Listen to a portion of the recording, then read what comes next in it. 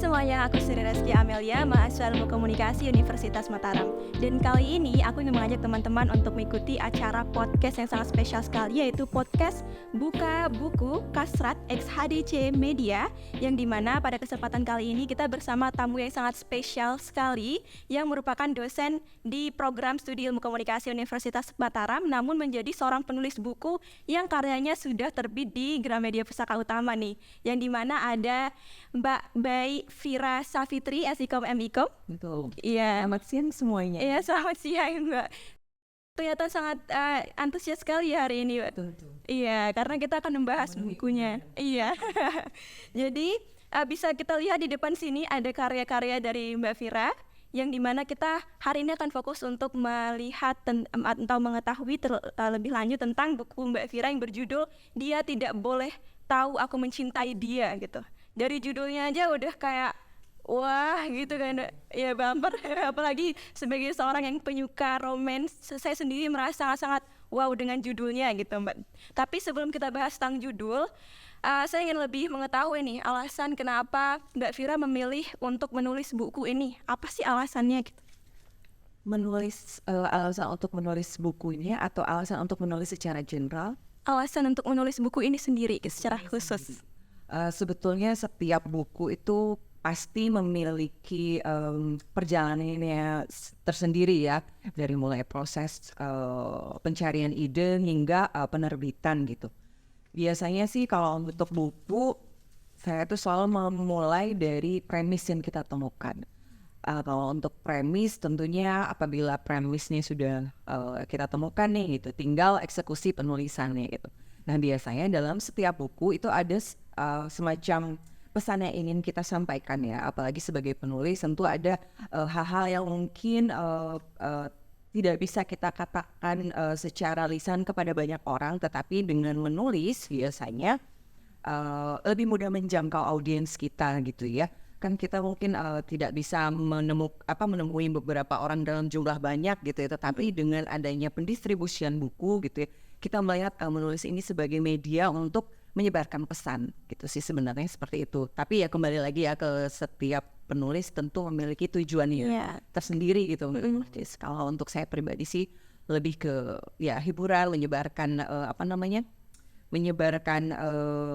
hal-hal yang ingin saya bagi, tapi tidak bisa secara langsung gitu. Jadi ya ada beberapa pesan lah yang bisa disebarkan dari buku ini.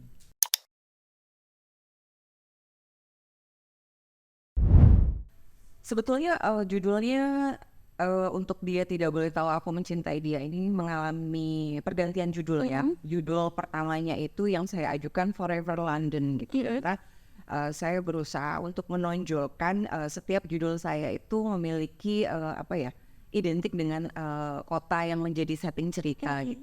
Jadi kalau sebelumnya ada Somewhere in Paris gitu ya, ada New York After the Rain, lalu ada Remember Amsterdam. Nah tadinya Dia Tidak Boleh Tahu Aku Mencintai Dia ini judul awalnya Forever London gitu. Tetapi ya setiap buku memiliki dramanya masing-masing ya, dan perjalanannya masing-masing.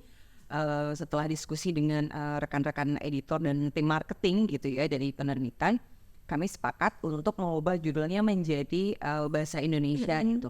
Karena melihat tren saat itu, kami melihat tren bahwa judul-judul bahasa Indonesia yang cukup panjang itu menjadi sedang naik daun gitu. Jadi kami melihat ini sebagai peluang marketing yang bagus gitu.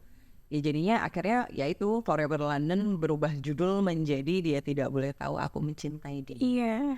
Tapi judulnya masih keren deh, walaupun sudah diganti. Gitu. Iya, Mbak Baper. Jadi kita penasaran nih, dianya ada dua lagi. Dia yang pertama dan dia yang terakhir gitu. Itu salah satu strategi yang untuk memancing audiens itu agar lebih merasa penasaran.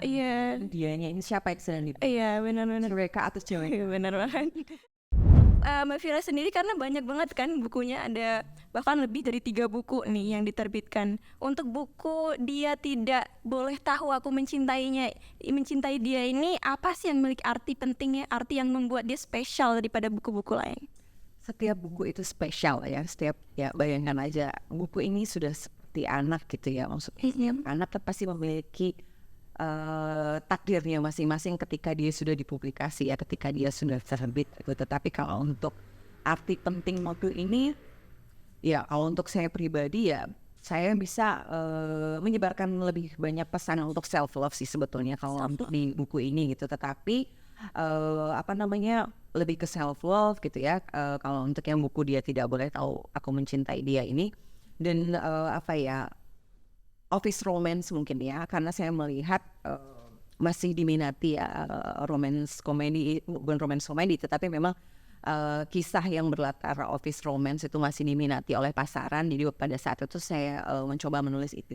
Dan memang untuk arti penting sendiri dalam Dia Tidak Boleh Tahu Aku Mencintai Dia, karena pada saat itu saya sedang tergila-gila dengan Harlequin gitu ya. Jadi penulisan saya untuk di novel ini cukup terpengaruh oleh Harlequin sih sebetulnya. Hanya macam latihan apakah saya mampu juga menulis Harlequin yang baik gitu ya, apakah saya mampu gitu, karena yang namanya menulis itu kan juga semacam kompetensi ya, harus kita upgrade terus-terusan gitu ya, sampai kita menemukan bahwa ini loh karakter penulisan saya gitu ya, warna tulisan kita sendiri. Jadi bukan hanya penyanyi, penulis pun juga pasti memiliki warna penulisannya sendiri gitu.